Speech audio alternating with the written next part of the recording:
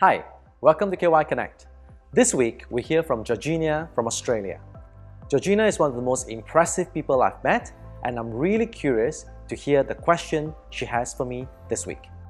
Hey KY, so I have a question for you and your networks. I'm just wondering, as a leader, how we can deal with pressure and know when to turn off and balance our lives out. So I've recently, taken more leadership-based roles.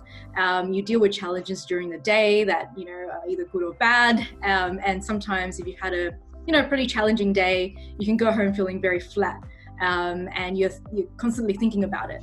I'm curious to know how we can manage this pressure, as well as being able to, compartmentalize the things that happen to you during the day and then be able to switch off at home. Thanks for a great question, Georgina. I'm sure many of us can identify with the issue, especially when we step into leadership position or when we step into roles that demand more from us. In order for me to respond to Georgina's question, I'd like to invite another expert that I know on this issue. Rachel is an ex-colleague of mine and one of the most resilient and most resourceful person I know. She's since left the corporate world and started her own consulting firm, helping individuals and organizations maximize their performance and be at their best. So I can't think of a better person than Rachel to help me think about how to help Georgina. So let's meet Rachel. Welcome to KY Connect. Thanks for joining me today, Rachel. A pleasure. Thank you for having me, Kong Yu. Good. Now, so you've heard from Georgina in terms of the challenge that she has. So I would just like to ask you, right? In terms of Georgina's issue, how common is it when you're working with the leaders around the world? This question about switching off is such a common issue and probably one of the most common questions that I'm asked when I'm coaching leaders. It's also something that I struggled with myself. I could never switch my brain off after work. And so yes, a very, very common challenge that Georgina has. Good. So it's kind of good to know that many of us kind of have this challenge and we can identify with Georgina. So having said that, what advice do you have for Georgina is kind of dealing with the issue at the moment? I have 3 pieces of advice for Georgina. Number 1, it's about having a closing routine at the end of the day. Number 2, it's about detaching from work, so unplugging from work. And number 3, it's about having mental recovery after work. So number 1, the closing routine.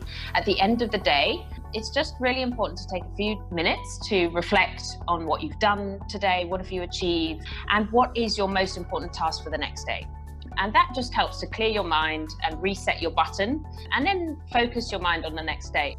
Number 2 is about disconnecting from work and creating a boundary where you switch off your work messages and you commit to not checking your messages at all.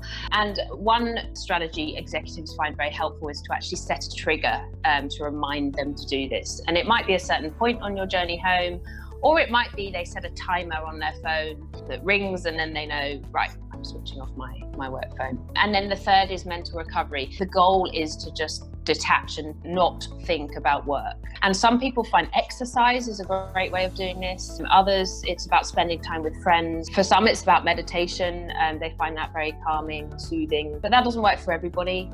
For some people, it might be painting or doing something creative. That's a very good hobby to engage at the right side of your brain. How would you distill this advice into one tip for Georgina that she can start doing immediately? So my one tip for Georgina, which is personally what I find most helpful, and it's also what a lot of executives find very helpful, is to identify your most important task at the end of the day.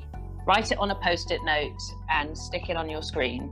All right, so your MIT, most important task. So the tip for everybody is to kind of identify your MIT at the end of the day and then switch off for your day. That's it, yeah. All right. Thank you so much for joining us, Rachel. Thank you very much and see you again soon. Bye. Bye. Now that you've heard the tip from Rachel, best of luck in your practice, and I see you again soon on KY Connect. Thank you.